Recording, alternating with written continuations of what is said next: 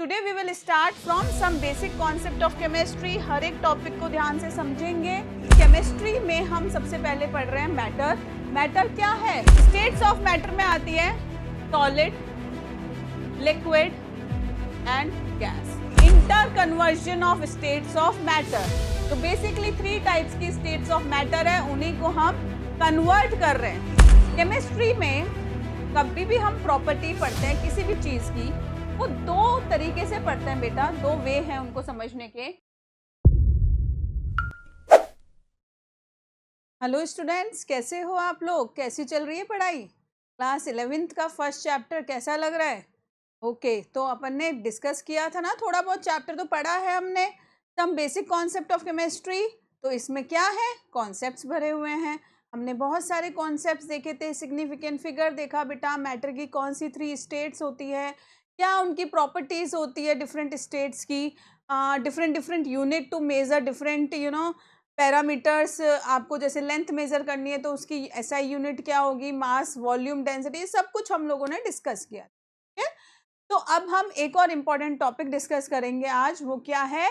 Law of chemical combination. ठीक है, now law of chemical combination का मतलब क्या है कि जब भी बच्चे केमिकल कंबाइन होंगे to form a compound, okay, तो वो क्या लॉज फॉलो करेंगे। डिफरेंट साइंटिस्ट ने हमें लॉज दिए थे, आज हम उन लॉज को स्टडी करेंगे बाय स्टेटमेंट भी पढ़ेंगे हम उनका, एज वेल एज हम क्या करेंगे, उस पर बेस्ड न्यूमेरिकल्स भी करेंगे। क्लियर? आज के सेशन में हमारे न्यूमेरिकल्स होंगे, हर एक चीज पे मैं न्यूमेरिकल की प्रैक्टिस कराऊंगी बच्चों। तो न्यूमेरिकल आप घर पे भी अच्छे से प्रैक्टिस करोगे, क्योंकि न्यूमेरिकल आपके एग्जाम में आ सकता है। Is it clear? मैंने कवर करा है, पूरा ट्राई किया है कि एनसीईआरटी के क्वेश्चंस जो हैं वो डिस्कस हो जाए। इन केस आपको लगता है बच्चों कि कोई क्वेश्चन रह रहा है, कोई कॉन्सेप्ट पे कोई क्वेश्चन नहीं आ रहा है आपको, आप मुझे क्या कर सकते हो? मैसेज कर सकते हो। हाँ ठीक है, कमेंट बॉक्स पे जाकर आप वीडियो जब लाइक करोगे, सब्सक्राइब करोगे, वहाँ कमेंट बॉक्स में आप आराम से लिख सकते हो अगर आपको कोई क्वेश्चन या कोई कॉन्सेप्ट में कुछ इशू आ रहा है। ठीक है, तो चलो आज हम स्टार्ट करते हैं लॉज ऑफ केमिकल कॉम्बिनेशन। तो बच्चे, लॉज ऑफ केमिकल कॉम्बिनेशन में सबसे पहले जो आता है वो क्या आता है? लॉ ऑफ कंजर्वेशन ऑफ मास। बहुत ही बेसिक सा लॉ है, 9th क्लास में भी आप लोगों ने पढ़ा था, वही लॉ है। लॉ थोड़ी चेंज होगा क्लास के अकॉर्डिंग, है ना, लॉ तो सेम रहेगा। Okay, so law of conservation of मास किसने दिया था? लेवोसियर ने दिया था बेटा। ठीक है, अकॉर्डिंग टू दिस लॉ क्या बोलता है ये law? That matter can neither be created nor be destroy.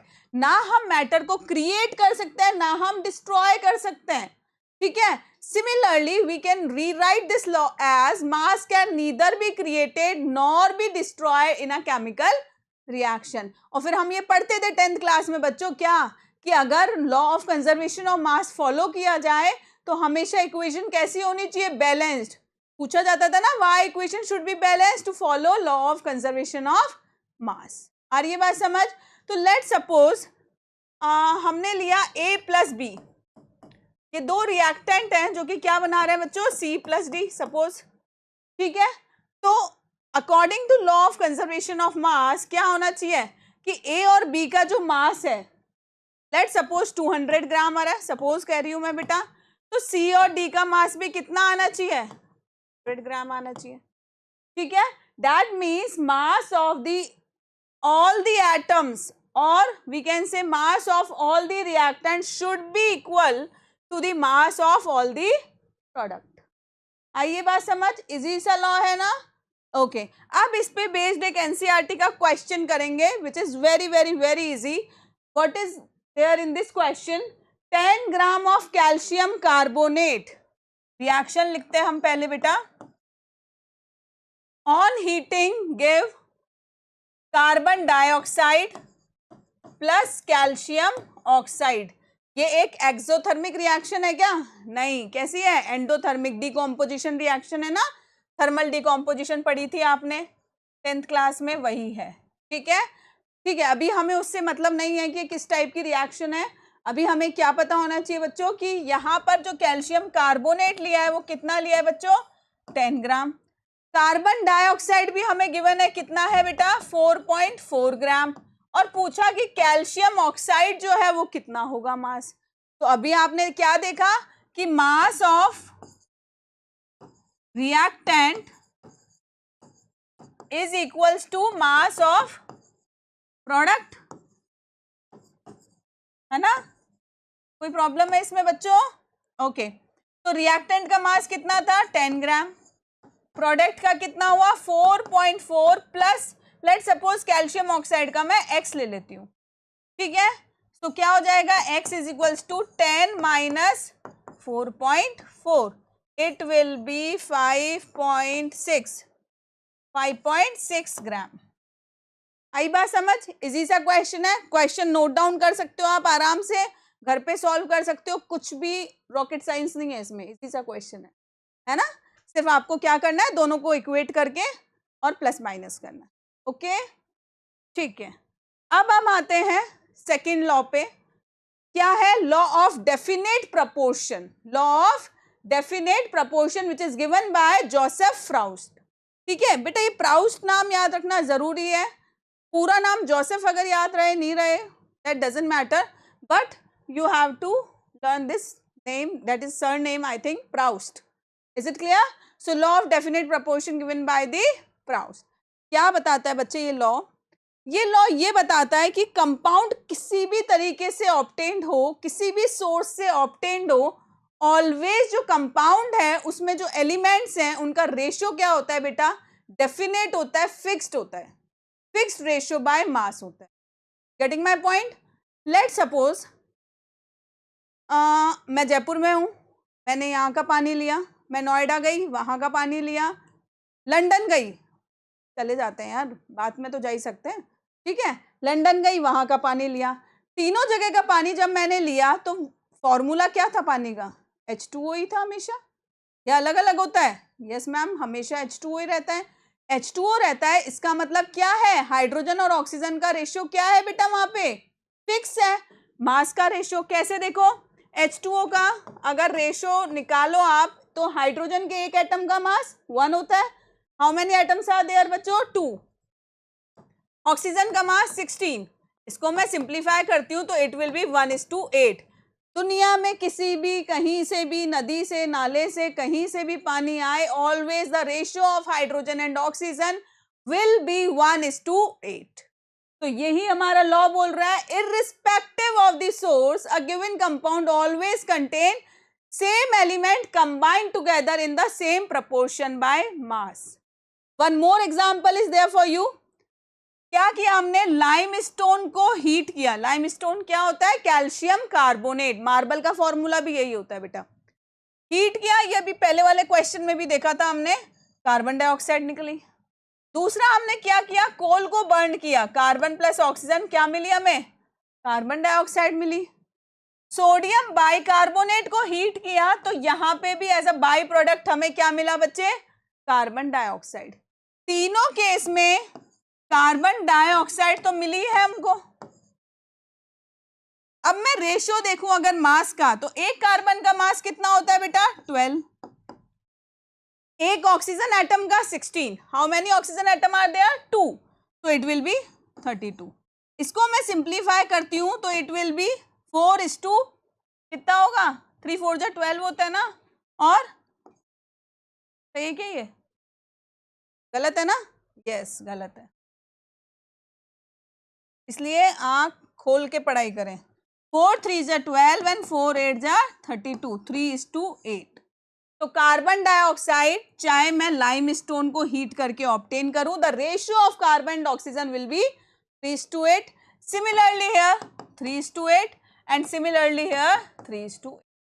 So irrespective of the source, कि मैं कैल्शियम कार्बोनेट को बर्न कर रही हूं, कि मैं कार्बन को बर्न कर रही हूं, कि मैं हीट कर रही हूं सोडियम बाइकार्बोनेट, जो मुझे कार्बन डाइऑक्साइड मिल रहा है, always the ratio will be 3:8। Carbon and oxygen का रेशियो क्या है बच्चों? 3:8। क्लियर है ये? यहां तक कोई डाउट है? ओके, लॉ समझ में आया? ओके, अब ये देखो क्वेश्चन, ऐसा क्वेश्चन जैसे ही आप कोई रिफ्रेशर खोलोगे तो मिल जाएगा, या ऐसे क्वेश्चन तो आपको प्रिपेयर करने ही चाहिए अपने स्कूल के एग्जाम्स के लिए भी, है ना? बड़ा इजी सा क्वेश्चन है, दिखने में ऐसा लगता है पता नहीं क्या क्या दे दिया, बट ऐसा कुछ नहीं है, ध्यान से आराम से पढ़ेंगे हम। क्या दिया है बेटा, 6.488 gram of lead combine with directly with, ये 1 पॉइंट है बेटा, 1.002 gram of oxygen to form lead peroxide PbO2। जो बोला है मैं तो, मेरा सीधा सा कॉन्सेप्ट है, कम आता हो चाहे, लेकिन मैं क्या करती हूँ, जो ये कहता है क्वेश्चन में वो करती जाती हूँ। क्या बोला, Pb रिएक्ट कर रहा है ऑक्सीजन के साथ टू फॉर्म PbO2। Pb के लिए बोल दिया इसने अपन को 6.488 ग्राम लिया है, ऑक्सीजन लिया है 1.022 ग्राम, ठीक है, और ये लेड ऑक्साइड बना रहा है, लेड पर ऑक्साइड, सॉरी। अब ये लेड पर ऑक्साइड कितना बनेगा, सिंपल ऐड कर दो, कितना हो जाएगा बच्चों, प्रॉपरली अगर हम करते हैं 6.488 1.022,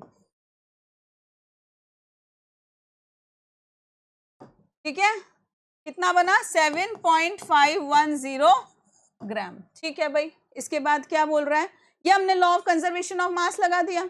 lead peroxide is also produced by heating lead nitrate, lead nitrate को हीट किया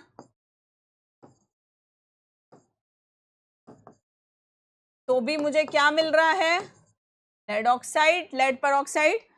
percentage of oxygen present in lead peroxide is 13.38%। बोला ये जो लेड पर ऑक्साइड बना है ना बच्चे, यहाँ पर इसमें ऑक्सीजन की परसेंट कितनी है, 13.38%, ठीक है। तो मुझे क्या करना है ना बेटा, this is the first way to form lead peroxide and this is the second way to form lead peroxide. अगर इसमें ऑक्सीजन की परसेंट 13.38% है तो इसमें भी निकाल सकते हैं क्या हम, अगर हम फर्स्ट वाले में भी प्रूव कर दें बेटा क्या कि 13.38% है तो इसका मतलब हमारा लॉ सही है। चलो देख लेते हैं, हम देखते हैं इसमें परसेंटेज ऑक्सीजन की, तो हम क्या देख रहे हैं बेटा कि 7.510 ग्राम ऑफ लेड पर ऑक्साइड में ऑक्सीजन कितनी है, 1.022 ग्राम। यहां तक कोई डाउट है, सिंपल जो दे रखा है वही लिखा है मैंने। तो इसी को मैं 100 ग्राम में ले लेती हूँ कि 100 ग्राम में कितना ऑक्सीजन होगा, 1.022 upon 7.510 multiply by 100। Simple unitary method कर रही हूं मैं, ऐसा कुछ रॉकेट साइंस नहीं है, बड़ा इजी सा है, ठीक है।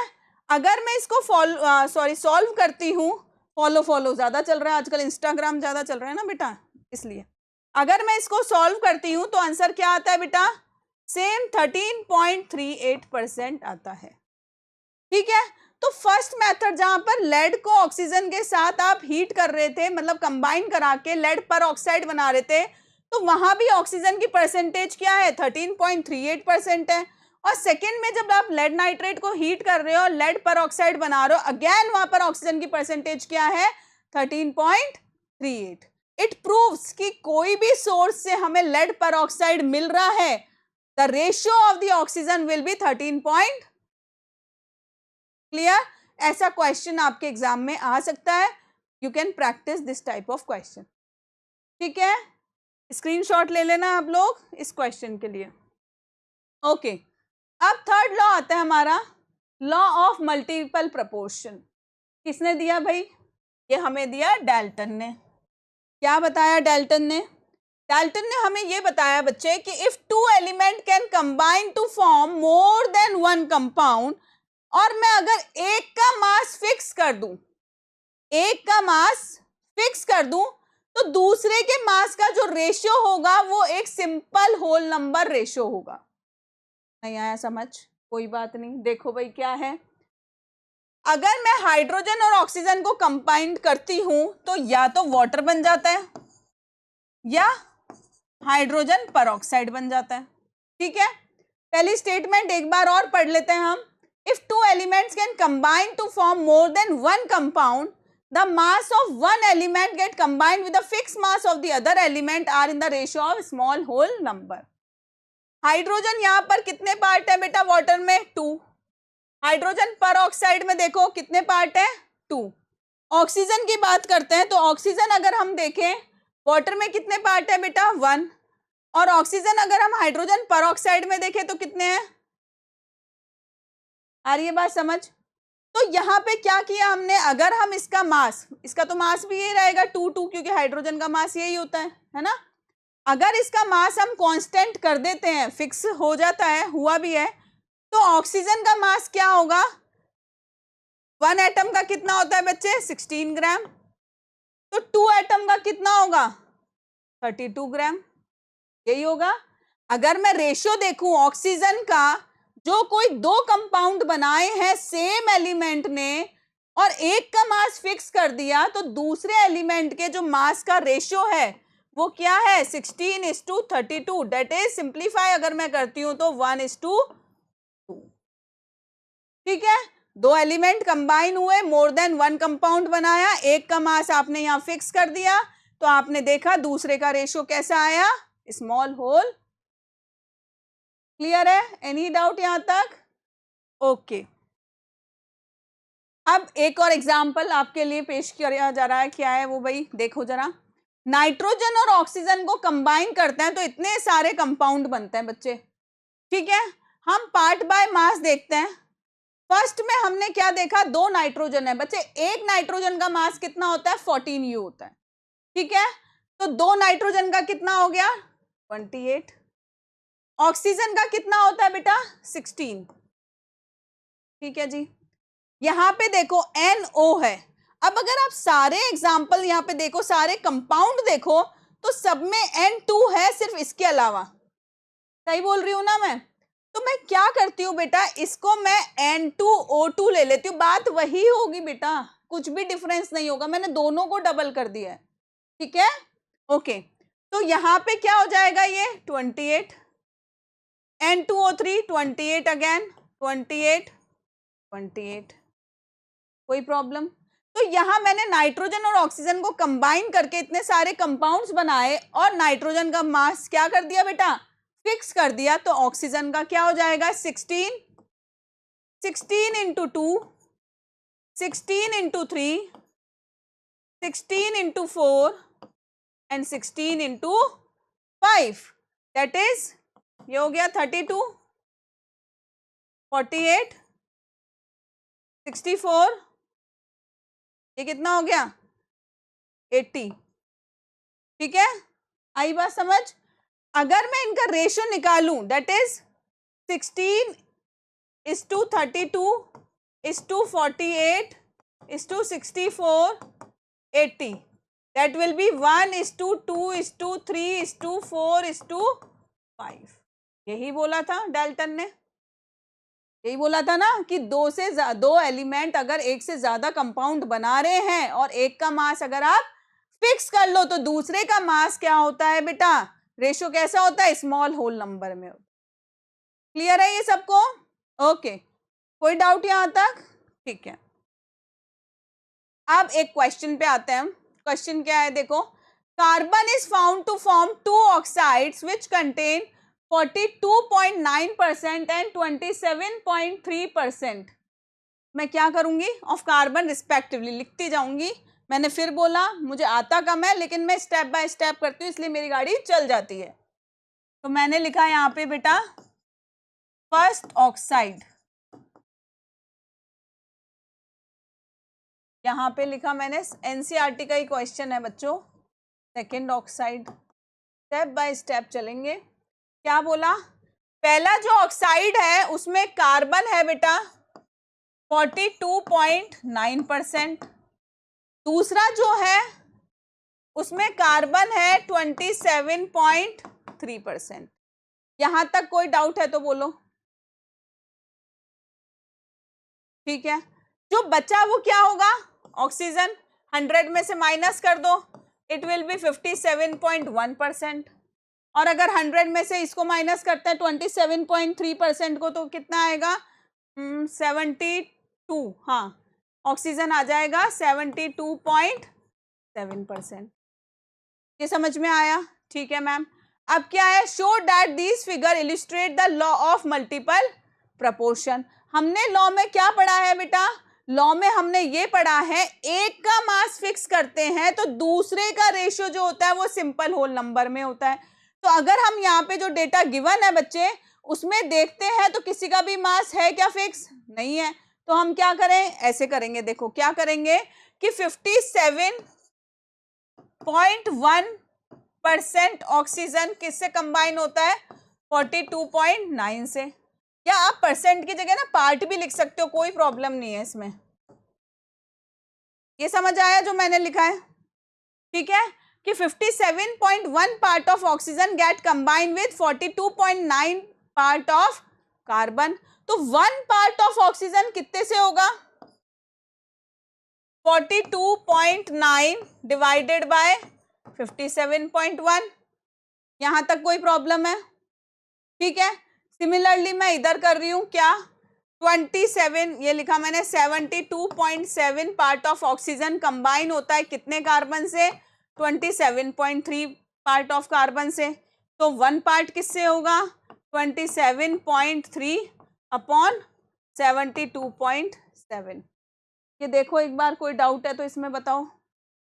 ठीक है, अगर मैं पहले वाले को सॉल्व करूं और दूसरे को सॉल्व करूं तो ये क्या आएगा? ये आएगा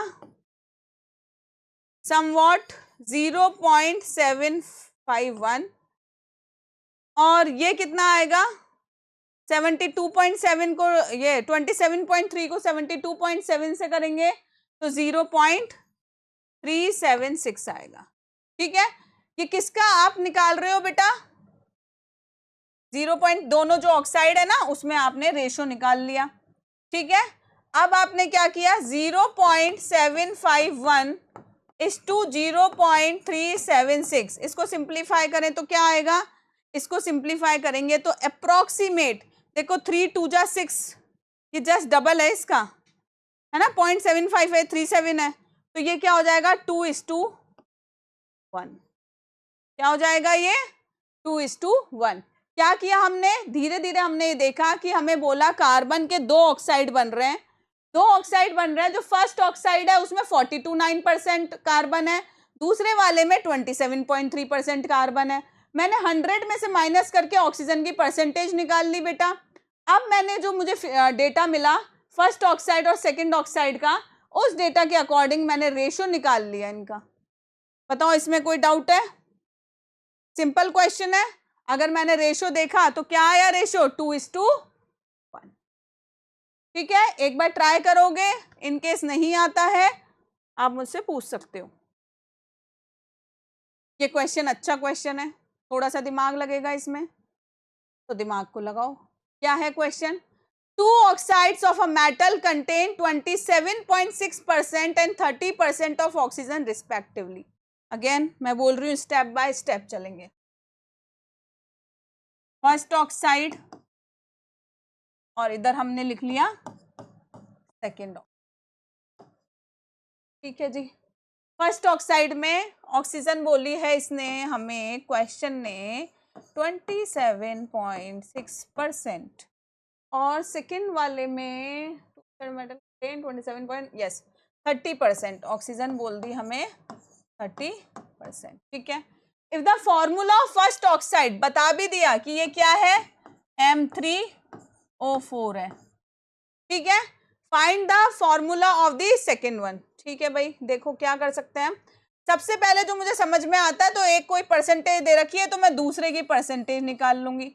100 में से माइनस कर दो 27.6%। ऐसे ही यहां पर मेटल की परसेंटेज निकालो, करो।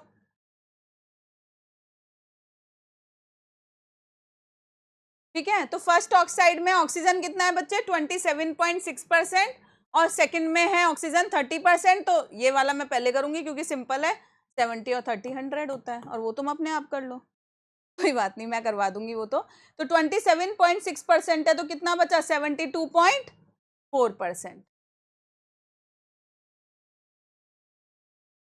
ठीक है, यहां तक कोई डाउट नहीं? 100 में से माइनस किया है।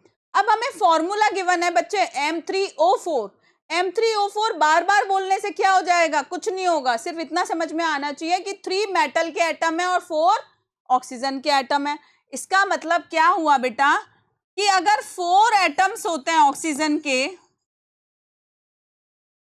इसका मतलब 27, सॉरी इसका मतलब 27.6% या 6 पार्ट्स है। मैं पार्ट्स क्यों लिखती हूँ कि परसेंट में आप लोग है ना थोड़े से कंफ्यूज हो सकते हो, तो पार्ट्स में ले लिया करो कि हर चीज 100 पार्ट होती है, इतने पार्ट ये चीज, ठीक है। अब इसको मैं जस्ट उल्टा करके लिख रही हूँ, कुछ भी नहीं कर रही हूँ, देख लेना। 27.6 पार्ट में 4 एटम है ऑक्सीजन के। तो मुझे ये बताओ 27.6 में 4 एटम है तो 30 पार्ट्स में कितने होंगे? कैसे करूं मैं भाई? 4/27.6 मल्टीप्लाई बाय 30, दोनों को रिलेट करके चलना है बेटा, ठीक है। हमें इसीलिए 2 की इंफॉर्मेशन गिवन है कि हम उसे रिलेट कर सकें, ठीक है। सिमिलरली मेटल के देखो बच्चे कितने एटम है? 3, तो हम बोल सकते हैं 72.4 पार्ट्स में 3 एटम्स ऑफ मेटल होते हैं। तो 70 पार्ट्स में कितने होंगे बेटा? 70 पार्ट्स में होंगे मैम 3/72.4 मल्टीप्लाई बाय 70, यही होगा। यहाँ तक कोई डाउट, कोई मुश्किल, कोई परेशानी है तो देख लो, इसी कैलकुलेशन में कोई मुश्किल है? नहीं है, ठीक है। तो ये कितना आएगा? This is somewhat equal to 2.90 atoms. देख लेना बेटा, मैं ना इतने साल से पढ़ा रही हूँ इसलिए मुझे पता है कि सही है, फिर भी आप मुझे चेक कर सकते हो, कैलकुलेटर आपके पास है, ठीक है।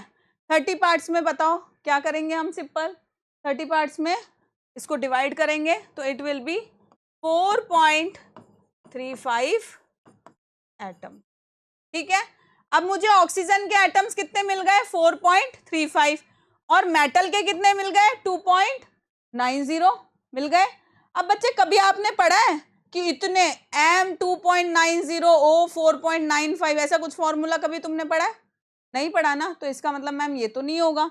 तो इसको आप सिंपलेस्ट रेशियो में पहले चेंज करोगे। कैसे करोगे?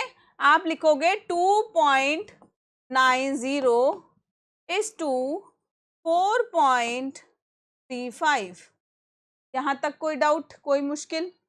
ठीक है, इसको मैं सिंप्लीफाई करती हूँ तो ये 1:1.5 के अप्रॉक्स आता है। अप्रॉक्स बोल रही हूँ मैं फिर, ठीक है। 1.5 आ जाएगा क्या? ये 2.9 है, 3 का डबल क्या होता है? 3 का डबल तो 6 होता है, तो 1.3 आएगा ये शायद, ठीक है। ये देख लेना आप, नहीं 1.5 आ ही जाएगा, ठीक है। तो अब इसको आप कैसे होल नंबर में चेंज करोगे? 1.5 तो अगेन कोई एटम आप लिखते ही नहीं हो, तो आप दोनों साइड को 2 से मल्टीप्लाई कर दो। ये क्या हो जाएगा? 2:2, क्या हो गया? 2:3। ये 2.90 क्या था बेटा? 70 पार्ट। 70 पार्ट क्या था? मेटल। तो M हो गया आपका 2, ऑक्सीजन हो गया आपका 3, तो फॉर्मूला आपका बन गया क्या? M2O3।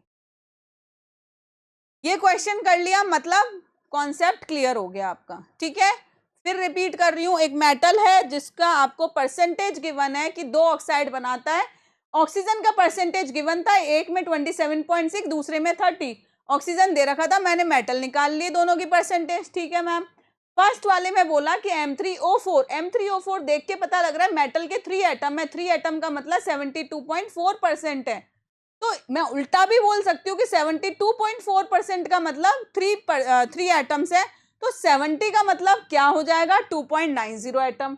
सिमिलरली 27.6% का मतलब 4 एटम है ऑक्सीजन के, मैं बोल सकती हूँ 30% का मतलब 4.35 एटम। उनको सिंप्लीफाई किया, फॉर्मूला निकाल लिया। क्या है फॉर्मूला? M2O3। क्लियर है ये? कोई डाउट इसमें? ओके, तो ये हमारा थर्ड लॉ खत्म हुआ। फोर्थ लॉ क्या है? Gay-Lussac's law of gaseous volume. Gay-Lussac's law क्या कहता है बेटा? ये देखो आप, कि जब भी क्या होता है बेटा, गैसेस कंबाइन होती है, गैसेस रिएक्ट होती हैं एक कोई केमिकल रिएक्शन में, तो उनका जो वॉल्यूम होता है ना, वो सिंपलेस्ट होल नंबर में होता है, सिंपल रेशियो होता है उनके वॉल्यूम का। जैसे देखते हैं, हाँ, लेकिन उसमें एक कंडीशन है। कंडीशन क्या है? all gases are at the same temperature and pressure. Let's suppose एक एग्जांपल लिया मैंने, हाइड्रोजन गैस कंबाइन हो रही है बच्चे नाइट्रोजन गैस के साथ टू फॉर्म अमोनिया गैस. ये मैंने बैलेंस करके रिएक्शन लिख ली. बैलेंस है क्या, देखो चेक करो. नहीं है ना, ये 3 हो जाएगा. नाइट्रोजन बैलेंस है, यस. ठीक है. तो अब अगर मैं इनके आगे की स्टोइशियम कोएफिशिएंट देखूं, जो जस्ट आगे लिखा होता है बेटा उसको कोएफिशिएंट बोलते हैं. ये क्या है 3, इसका क्या है 1, इसका क्या है 2. इसका मतलब क्या है, अब कोई भी यूनिट हो, ml हो, लीटर हो, कुछ भी हो वॉल्यूम की यूनिट, बट ये 3 पार्ट्स है, ये 1 पार्ट है और ये 2 पार्ट है. ये क्या है, ये स्मॉल रेशियो है, सिंपल रेशियो है वॉल्यूम का. यही हमें किसने बताया था, गै-लुसाक्स ने. क्या बोला, when gases combine or produced in a chemical reaction they do so in a simple ratio by volume. ठीक है. एक और एग्जांपल ले लेते हैं हम simple. H2 plus Cl2, H2 gas when combined with Cl2 gas it form HCl gas. Balance कर लेते हैं. हो गई ये balance. Okay. 1:2, 1:2. Again simple ratio हो गया. कोई प्रॉब्लम है नहीं है, सिंपल लॉ है एकदम.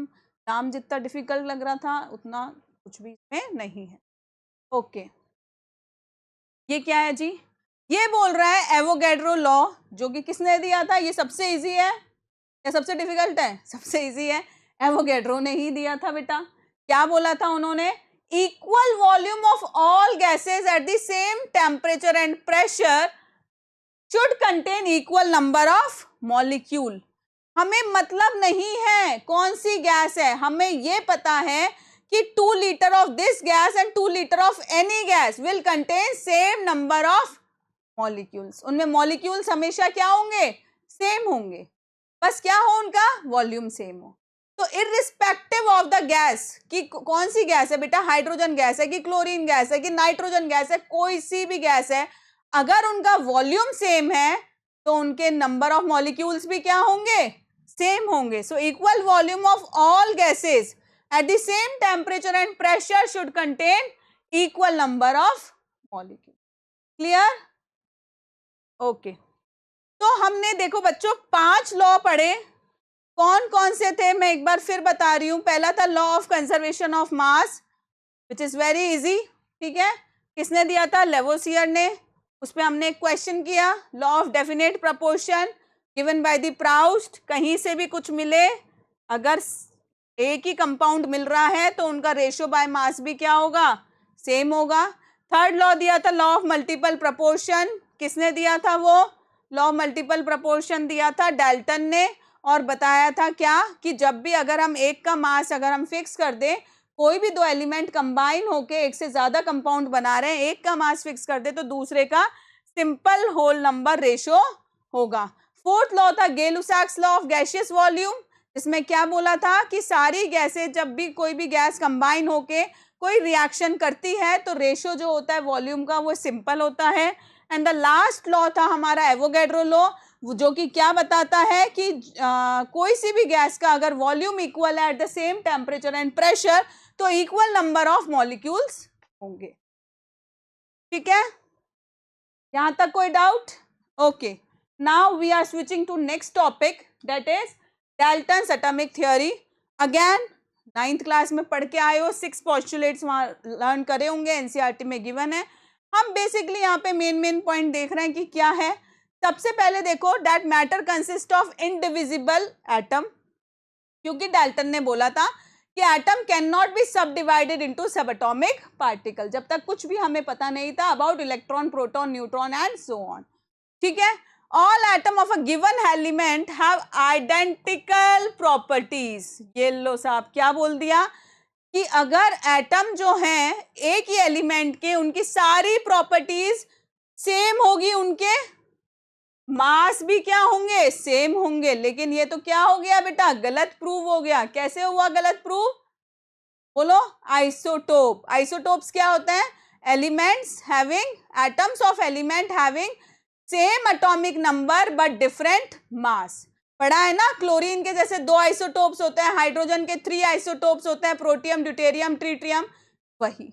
तो ये जो पोस्टुलेट था वो डाल्टन का गलत प्रूव हो गया।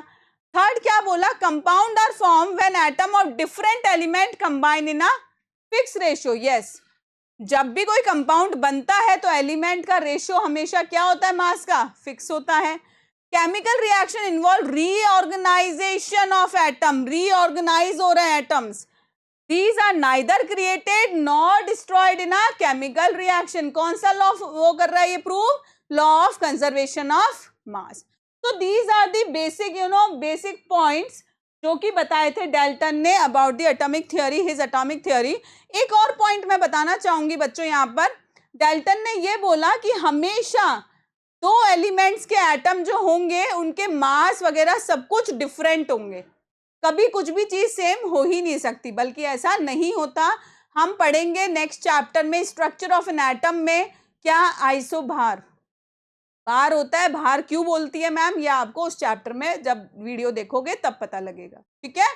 सो आइसोबार क्या होता है बेटा, which is having same mass number but different atomic number, ठीक है। अब डाल्टन जी का क्या एक और चीज क्या है कि डाल्टन ने एक्सप्लेन नहीं किया था लॉ ऑफ गैसियस वॉल्यूम, ठीक है, नहीं बताया था कि गैस जो होती है वो सिंपल रेशियो में कैसे कंबाइन होती है, उसके बारे में कुछ भी डिस्कशन नहीं किया था। Okay, now next thing is atomic mass. Atomic mass क्या होता है, सिंपल सी चीज है, लेकिन सिंपल सी चीज तो है, वो इसलिए सिंपल है हमारे लिए क्योंकि आज हमारे पास यूनिट है हर चीज को मेजर करने की। आपको बोलेंगे कि जाके एक दूध लिया, अरे एक क्या लिया, 1 लीटर लिया, 1 मिलीलीटर लिया, अरे भाई 1 किलो लिया, क्या लिया, यूनिट नहीं होती है तो हम नहीं पता कर सकते। एक प्याला लिया, 1 गिलास दूध लिया, अरे भाई कितना ला, तो हम नहीं कर पाते। लेकिन आज जब हम पढ़ रहे हैं तो हमारे पास सब चीजों की यूनिट आ गई है बेटा। ऐसे ही एटम के मास को कैलकुलेट करने की यूनिट हमारे पास है, जो इसको हम बोलते हैं AMU, एटॉमिक मास यूनिट। अगर ये यूनिट नहीं होती तो सीरियसली आज मुश्किल होती हमें केमिस्ट्री में इतनी स्टडी करने में, ठीक है। सो व्हाट इज 1 AMU और 1 atomic mass unit? It is a mass exactly equal to 1/12 the mass of 1 carbon 12 atom। क्या बोल रहा है ये, कार्बन 12 एटम, पहली बार ये समझो कार्बन 12 क्यों लिखा है कि कार्बन के आइसोटोप्स होते हैं बेटा, कार्बन 12 भी होता है और कार्बन 14 भी होता है, ठीक है। तो यहाँ पे जो 1 AMU डिफाइन किया है वो किसके रेफरेंस से किया है, कार्बन 12 के रेफरेंस से, ठीक है। तो कार्बन 12 का अगर मैं एक एटम के मास का मैं क्या कर दूं 1/12, तो वो किसके इक्वल होगा, 1 AMU। तो 1 AMU is the mass exactly equal to the 1/12 the mass of 1 carbon atom of 12 वाला आइसोटोप, ठीक है ना, समझ आया, कुछ नहीं है। कार्बन 12 के एक एटम के मास का अगर मैं 1/12 कर दूं, that is known as 1 AMU।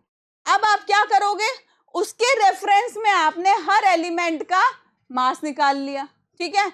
जैसे हाइड्रोजन बोल रहे हो आप 1 AMU, तो वो किसी के रिस्पेक्ट में निकाला है बेटा। Are you getting my point? हम जो भी मास आज लेते हैं, हम एटॉमिक मास किसी भी एटम का, किसी भी एलिमेंट का जब पढ़ते हैं, वो किसके रिस्पेक्ट में पढ़ रहे हैं, हम कार्बन 12 के मास के, ठीक है। कार्बन 12 में जो हमने 1 AMU लिया है उसके रिस्पेक्ट में हमने सबके मास निकाल रखे। आ रही बात समझ? अब ये AMU AMU AMU AMU हमने इतनी बार बोल लिया, लेकिन बुक में AMU इतनी बार नहीं मिलेगा जितनी बार हम बोल चुके हैं। क्यों? क्योंकि इस AMU को रिप्लेस कर दिया by unified mass that is U। Simply हम क्या लिखते हैं, IUPAC ने किया है, मान लेते हैं, ठीक है। जो बड़ा करेगा वो हमें मानना ही पड़ेगा, ठीक है। यहां तक कोई डाउट? ओके। अब थोड़ी देर ही पहले मैंने आपको बताया बच्चे, डाल्टन एटॉमिक थ्योरी में ड्रॉबैक बताया मैंने, आइसोटोप्स। मैंने बोला आइसोटोप्स होते हैं जैसे हाइड्रोजन के होते हैं 3, प्रोटियम, ड्यूटेरियम, ट्रिटियम, सबका एटॉमिक नंबर बेटा 1 है, लेकिन सबके मास नंबर डिफरेंट है। अब प्रॉब्लम ये हो गई कि मैंने स्टडी करी तो प्रोटियम का मास ले लिया, किसी मेरे दोस्त ने स्टडी करी ड्यूटेरियम का ले लिया, किसी मेरे दुश्मन ने स्टडी करी तो ट्रिटियम का ले लिया, और आंसर सबके डिफरेंट आ गए। हम एक जगह पे बैठे और हम डिस्कशन करना चाहते हैं तो हम डिस्कस नहीं कर पाएंगे। तो साइंटिस्ट ने कहा कि ऐसे केस में हम क्या करेंगे, इनका एवरेज एटॉमिक मास लेंगे। बेटा एवरेज एटॉमिक मास हम कैसे निकालते हैं, बाय परसेंटेज जो हमें नेचर में प्रेजेंट है उसके अकॉर्डिंग। ठीक है, मैं आपको एग्जांपल देती हूँ बेटा, 9th में भी पढ़ के आते हो, वैसा ही एक एग्जांपल है। क्लोरीन जो होता है बेटा, इसका एटॉमिक नंबर होता है 17, लेकिन जब इसका मास देखते हैं हम तो एक तो पता लगा कि 35 होता है कुछ एटम्स का मास, और कुछ का मास क्या होता है 37। ये जो 35 वाला है वो नेचर में कितना परसेंट प्रेजेंट है, 75%, और 37 वाला कितना परसेंट है, 25%। ठीक है, अब क्या हुआ भाई, इनका एवरेज एटॉमिक मास निकालो, क्योंकि हमें कैलकुलेशन सबको सेम करनी है, हमें एक स्टैंडर्ड मास रिक्वायर्ड है। कैसे निकालते हैं एवरेज एटॉमिक मास, कि जो आइसोटोप जिसका मास 35 है उसको उसकी परसेंटेज से मल्टीप्लाई कर देंगे, तो 35 मल्टीप्लाई बाय 75% जो कि नेचर में प्रेजेंट होता है, प्लस 25% क्या प्रेजेंट होता है बेटा, 37 वाला मास, 37 मल्टीप्लाई बाय 25। अब ये परसेंटेज है इसलिए मैंने डिवाइड कर दिया 100 से, और इसको कैलकुलेट करोगे तो यू विल गेट 35.5 यू। जब आप एटॉमिक नंबर याद करते हो और फिर मास नंबर याद करते हो तो आप डायरेक्ट याद क्या करते हो, ये वाला ही मास करते हो क्लोरीन का, that is 35.5, that is average atomic mass. तो एवरेज एटॉमिक मास क्यों कैलकुलेट करते हैं, समझ आया, कैसे कैलकुलेट करते हैं समझ आया आपको, क्लियर है। तो नेचर में जितनी परसेंटेज गिवन है उससे मल्टीप्लाई करना है, सबको सम अप कर देना है, we will get the average atomic. Okay, यहां तक कोई डाउट, ओके। अब बात आती है मॉलिक्यूलर मास। ये जब एटम कंबाइन होके बेटा क्या बना रहे हैं, मॉलिक्यूल बना रहे हैं। इन मॉलिक्यूल का मास कैसे निकालेंगे, सारे एटम्स का मास हम सम अप कर देंगे। लेट सपोज कोई भी एग्जांपल ले लेते हैं हम, H2O, सिंपल सा लिया हमने H2O। एक हाइड्रोजन का मास 1, 2 हाइड्रोजन है 2, ऑक्सीजन का मास 16, टोटल वाटर का मॉलिक्यूलर मास कितना हो गया 18 यू। ठीक है, सिंपल है, कोई भी कंपाउंड ले लो, बस जो एटम्स है, कितने एटम्स प्रेजेंट है उनका मास लिया, उनको सबको सम अप कर लिया, जो आंसर फाइनल आएगा that will be the molecular mass. Again एक एनसीईआरटी का ही क्वेश्चन, आई सपोज एनसीईआरटी का है ये, calculate the molecular mass of glucose molecule. Simple सा है बेटा, ग्लूकोज इज C6H12O6। क्या किया, कार्बन के एक एटम का मास 12, तो आपने किया 12, कितने एटम है बेटा, उसी में दिख रहा है फॉर्मूले में, कितने एटम है कार्बन के 6, 12 इंटू 6 प्लस हाइड्रोजन 12। ठीक है, कितने एटम है, अरे कितने एटम है 12 है, लेकिन मास कितना होता है हाइड्रोजन का 1, प्लस 6 ऑक्सीजन के एटम है और मास कितना होता है 16। इन सबको कैलकुलेट करते हैं अपन, 72 प्लस 12 प्लस कितना हो गया ये 96, it will be 180, approximate 180 u. तो this is the molecular mass of glucose. आई बात समझ, कोई भी कंपाउंड, कोई भी मॉलिक्यूल का मॉलिक्यूलर मास निकाल सकते हो आप, उनके जो एटम का मास है उन्हें सम अप कर देना है। ठीक है जी, ओके जी। अब आ गई है बड़ी ही अनमोल चीज जिसको बोलते हैं मोल। ठीक है, जब भी बच्चे 10 से 11th में जाते हैं कुछ दिनों बाद मिलते हैं तो बोलते हैं मैम बहुत बुरी हालत है। क्यों बुरी हालत है, पता ही नहीं मैम क्या पढ़ा दिया, मोल मोल मोल, कुछ भी समझ नहीं आ रहा। 9th क्लास में पहले आपके मोल था बेटा, लेकिन अकॉर्डिंग टू CBSE वो हट गया है। मोल इतना इजी है कि मुझे समझ ही नहीं आता है कि वो इतना अनमोल होके भी लोगों को क्यों नहीं समझ में आ रहा है। बहुत इजी है, सिंपल फॉर्मूलेज है, अभी हम देखेंगे, और उन पे बेस्ड क्वेश्चन है, मैं क्वेश्चन भी प्रैक्टिस कराऊंगी आपको। ठीक है, बहुत इजी है, प्लीज माइंड में फिट मत कर लेना कि मोल डिफिकल्ट है। ये फिट कर लिया तो फिर मैं भी कुछ नहीं कर पाऊंगी। ठीक है, अब सबसे पहली बात मैंने आपको बोला कि एटम है, एटम की कैलकुलेशन बहुत टफ है क्योंकि एटम ही दिखता नहीं है मुझको। ठीक है, तो उसके लिए एक यूनिट ले लिया आपने जिसमें मेजर किया जाएगा, और वो जो एटम से रिलेटेड चीजें हैं वो कैसे मेजर करी जाती है, मोल में। अब ये मोल मैम निकालते कैसे हैं, ये है तो इतना अनमोल, पर निकालेंगे कैसे इस मोल को? इस मोल को निकालते कैसे हैं डिपेंड करता है कि आपको दिया क्या है बेटा, क्या डेटा आपको दे रखा है, उस पे बेस्ड आपको फॉर्मूला लगाना होगा और आपको फाइंड आउट करना होगा उसका मोल। देखते हैं धीरे धीरे कैसे होता है। अगर आपको किसी क्वेश्चन में पार्टिकल्स गिवन है, नंबर ऑफ पार्टिकल्स, तो मोल कैसे निकालेंगे? मोल का फॉर्मूला होगा mole is equals to given number of particles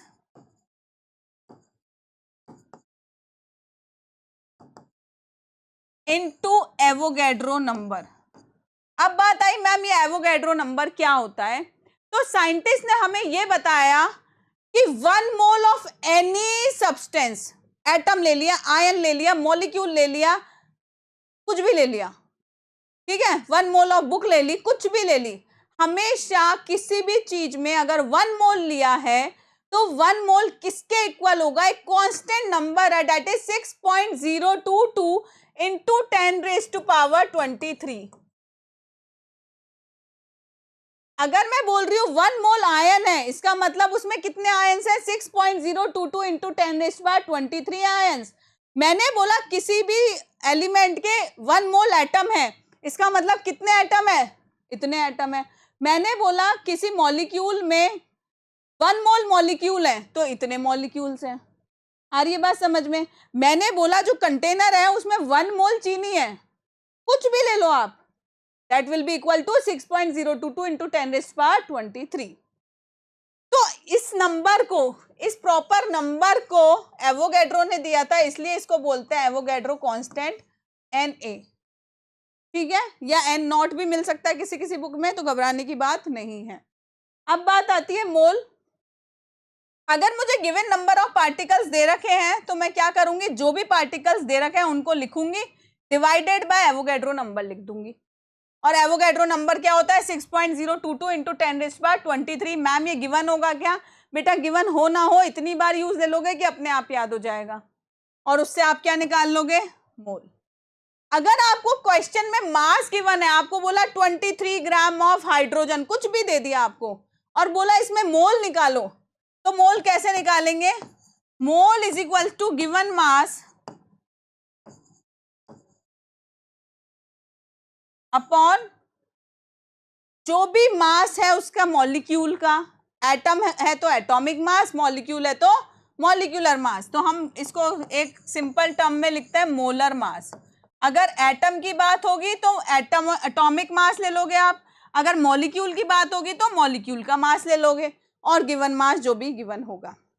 volume में अगर हम बात करें तो मोल कैसे निकालते हैं बेटा? Mole is equals to given volume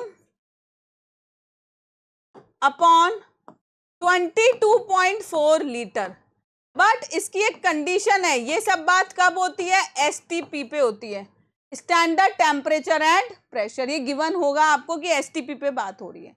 तो बेसिकली एकदम सिंपल से 3 फॉर्मूले हैं बच्चों मोल के, कुछ भी ऐसा डिफिकल्ट नहीं है।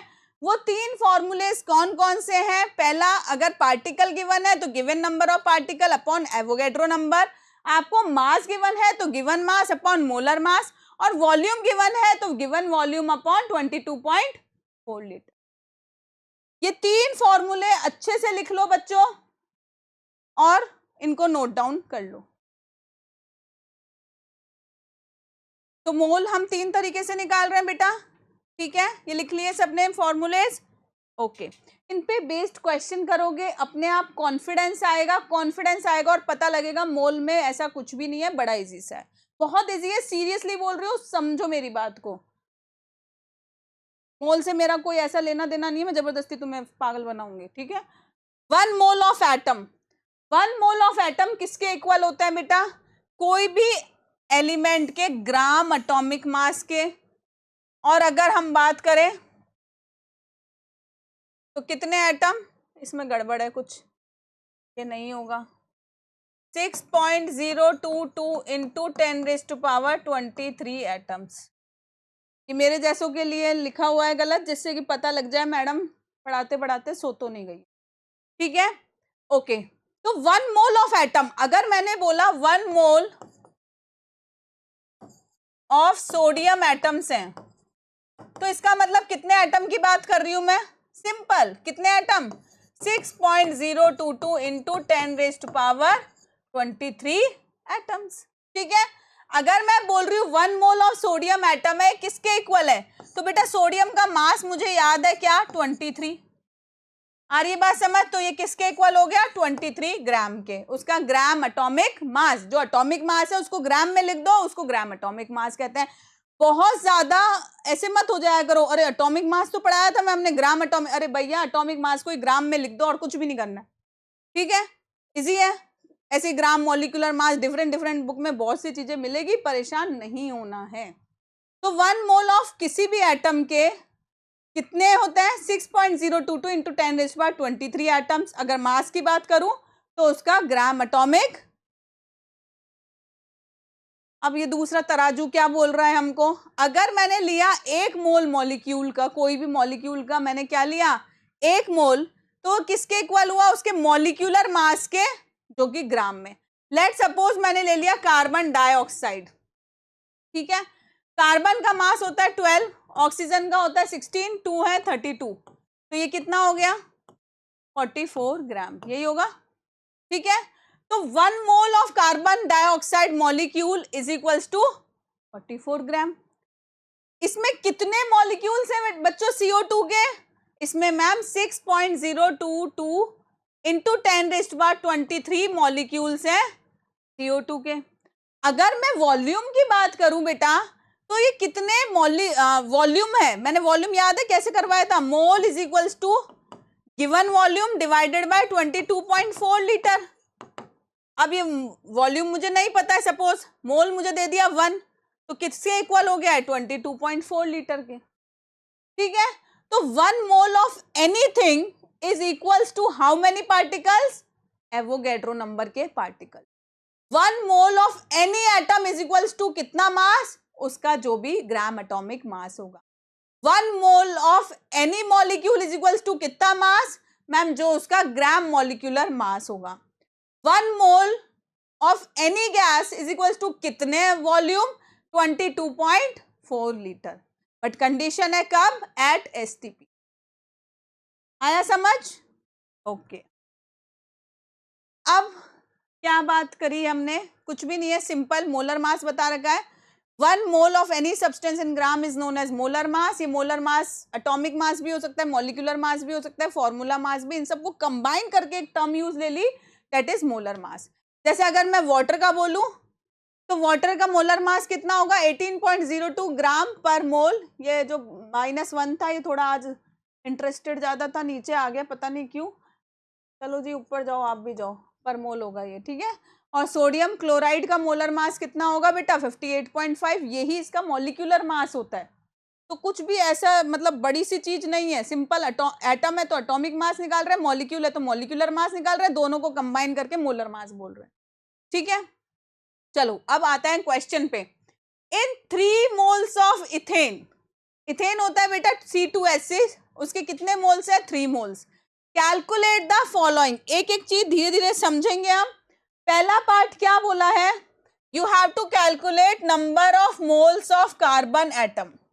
अगर मैं फॉर्मूला देखूं बेटा, अगर मैं बोलूं 1 मोल है इथेन के, 1 मोल ऑफ C2H6, तो आपको कितने एटम दिख रहे हैं बच्चे कार्बन के? 2 दिख रहे हैं।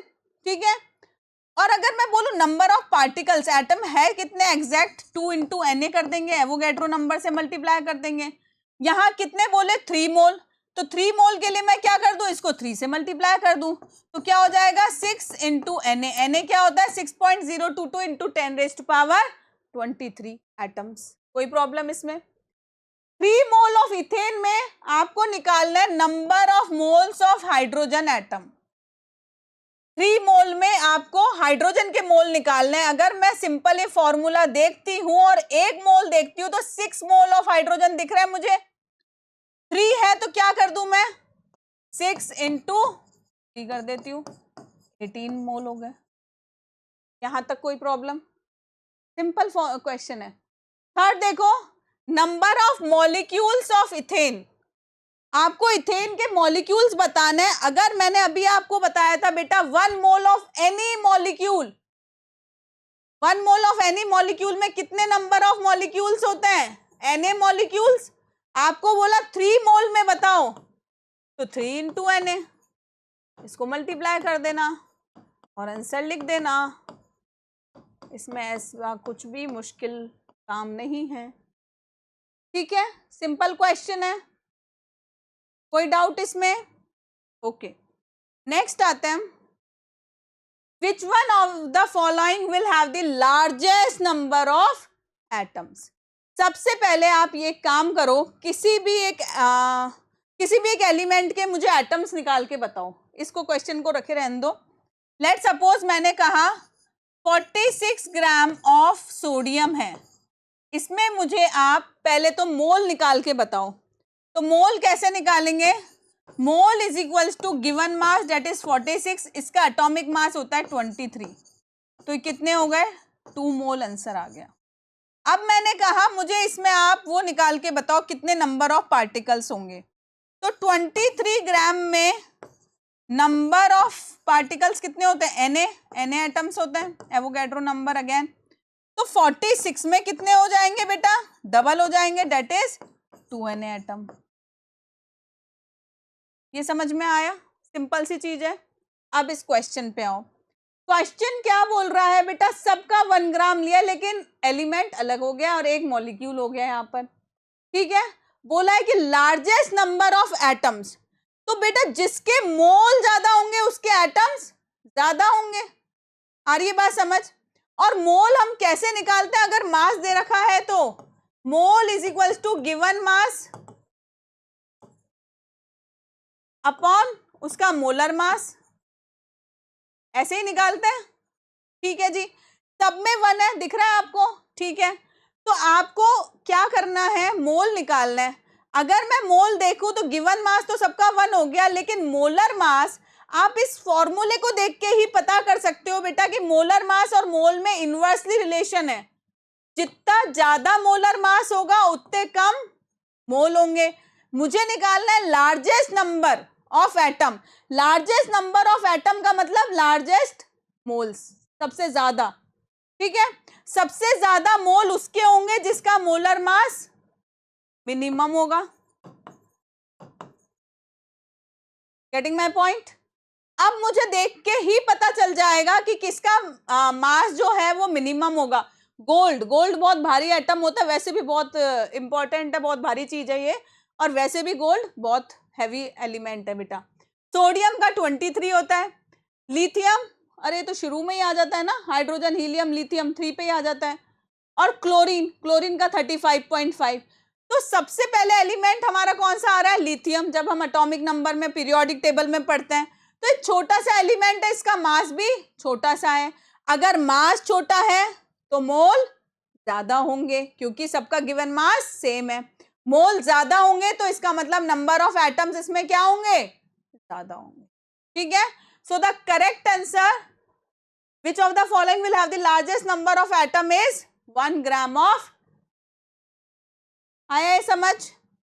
कोई प्रॉब्लम इसमें? Okay. Calculate the number of atoms in each of the following. बहुत ध्यान से समझो, बड़ा ही इजी और बड़ा ही अच्छा क्वेश्चन है, कंसेप्चुअल क्वेश्चन है बेटा। 52 मोल्स ऑफ हीलियम। सबसे पहले मैं क्या कर रही हूं, मुझे हीलियम के बारे में जो इंफॉर्मेशन याद है वो लिख लेती हूं कि हीलियम का मास नंबर जो होता है वो 4 होता है, ठीक है बेटा। ओके, अब आपको बोला है नंबर ऑफ एटम निकालना है, और 4 ग्राम में नंबर ऑफ एटम कितने होता है? Na होता है, ये भी लिख लेती हूँ मैं, ठीक है। 52 मोल्स है हीलियम के, तो मोल का formula, mole is equals to given mass upon molar mass, यही होता है। यहां पे मुझे मास से कोई लेना देना ही नहीं है। मैंने क्या बोला? हीलियम का एक एटम का मास 4 ग्राम होता है, उसमें इतने एटम्स होते हैं, और इसका ये कितना 1 मोल के इक्वल होगा, ठीक है। मैं बोल सकती हूं that 1 mole is equals to 4 gram, ठीक है। या मैं बोल सकती हूँ 1 mole is equals to Avogadro number of atom, atom ही निकाल लेना, हाँ, एवोगैड्रो नंबर ऑफ एटम। आपको बोल दिया 52 मोल्स में बताओ, सिंपल सा क्वेश्चन है, 52 Na आंसर हो गया फर्स्ट पार्ट का। एक मोल में इतने एटम होता है, मैं पढ़ चुकी हूं इतनी बार, तो 52 मोल में कितने होंगे, 52 इंटू Na होंगे। सेकेंड पार्ट पे आओ, 52 U ऑफ हीलियम। अब बच्चे आपको पता है 1 मोल में कितना मास होता है, 4U, या मैं बोल सकती हूँ 4U इज इक्वल्स टू 1 मोल, तो 52U कितना हो गया, 1/4 मल्टीप्लाई बाय 52, इसको कट किया 13 आ गया आंसर। यहां तक कोई प्रॉब्लम बोलो, ठीक है, 13 आ गया। तो 1 मोल में कितने एटम्स होते हैं बेटा, Na होता है, तो 13 मोल में कितने हो जाएंगे, 13 इंटू Na, ठीक है। क्या क्वेश्चन में गिवन है वो डिसाइड कर रहा है हमारा आंसर कैसे निकलेगा। ये दोनों पार्ट समझ में आए, कोई प्रॉब्लम इसमें, ठीक है। थर्ड पार्ट पे आते हैं, 52 ग्राम ऑफ हीलियम, ठीक है।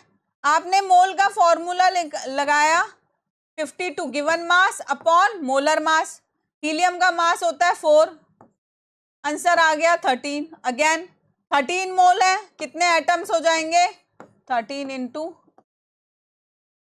तो गिवन क्या है उस पे बेस्ड है कि आपको कौन सा फॉर्मूला लगाना है और कैसे लगाना है। नोट डाउन कर लो इसको फटाफट से। बस एक लास्ट क्वेश्चन और करते हैं हम। क्वेश्चन मोल पे बहुत सारे हैं, खत्म ही नहीं होते हैं कभी, ठीक है। लेकिन जितने ज्यादा आप लोग प्रैक्टिस करोगे उतनी ही ज्यादा आपको कमांड आएगी उस पे, और उतना ही कॉन्फिडेंस आएगा, उतना ही अच्छा लगने लगेगा, ठीक है। ओके, ये है एनसीईआरटी का क्वेश्चन जो देखने में बड़ा अजीब सा लगता है, और अजीब से लगने की वजह से बच्चे इस क्वेश्चन को छोड़ देते हैं। Chlorophyll the green colouring matter of plant, actually NCERT को इतनी कहानी लिखने की जरूरत नहीं थी, पर कोई बात नहीं। Of plant responsible for photosynthesis contain 2.68% of magnesium by weight. इसका मतलब मुझे जो समझ आ रहा है ना वो मैं पहले लिख लेती हूँ बेटा। मुझे ये समझ में आ रहा है कि 100 ग्राम ऑफ क्लोरोफिल में 2.68 ग्राम ऑफ मैग्नीशियम होता है, ठीक है। Calculate the number of magnesium atom in 2 gram of chlorophyll, ठीक है जी। आपको क्लोरोफिल का 2 ग्राम दे दिया, ओके, और पूछा है नंबर ऑफ मैग्नीशियम एटम। तो आप कैसे करोगे, देखो आप लिखोगे 100 ग्राम में इतना मैग्नीशियम है बेटा, तो 2 ग्राम में कितना मैग्नीशियम होगा, 2.68 अपॉन 100 मल्टीप्लाई बाय 2। यहां कोई प्रॉब्लम, एकदम यूनिटरी मेथड किया, सिंपल किया कि 100 ग्राम ऑफ क्लोरोफिल में मैम इतना मैग्नीशियम है, 2 ग्राम ऑफ क्लोरोफिल में कितना होगा, इतना मैग्नीशियम होगा, ठीक है जी। अब आपको पता है मैग्नीशियम का एटॉमिक मास होता है बेटा 24 ग्राम, ठीक है। Atomic mass of magnesium is equals to 24 gram. That means 24 gram में कितने एटम होते हैं, एवोगैड्रो, ठीक है। तो ये इतने ग्राम में कितने एटम होंगे, पहले 1 ग्राम का लिखती हूँ, सिंपल है, कुछ भी नहीं है, Na/24, और इसके लिए हो जाएगा 2.68 अपॉन 100, मैं उसको सॉल्व वहां नहीं किया इसलिए डायरेक्ट लिख रही हूं, इंटू Na/24, इसको सॉल्व करो।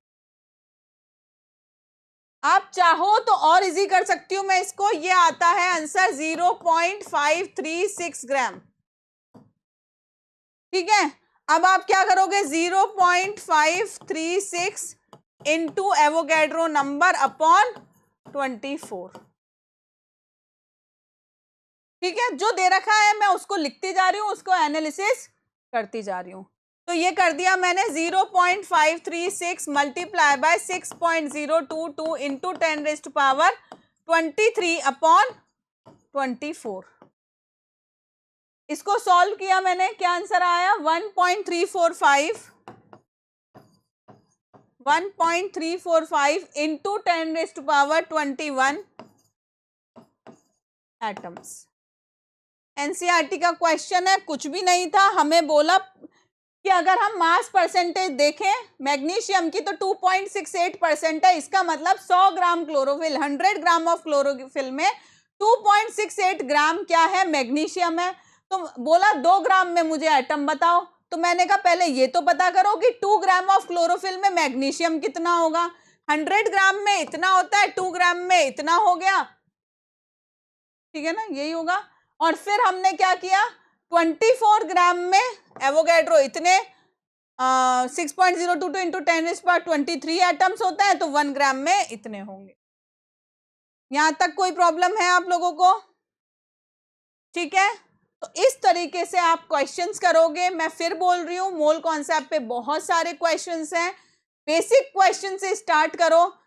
वॉल्यूम गिवन है तो मोल निकालो, मास गिवन है तो मोल निकालो, पार्टिकल्स गिवन है तो मोल निकालो, मोल गिवन है तो मास, वॉल्यूम या पार्टिकल्स निकालो।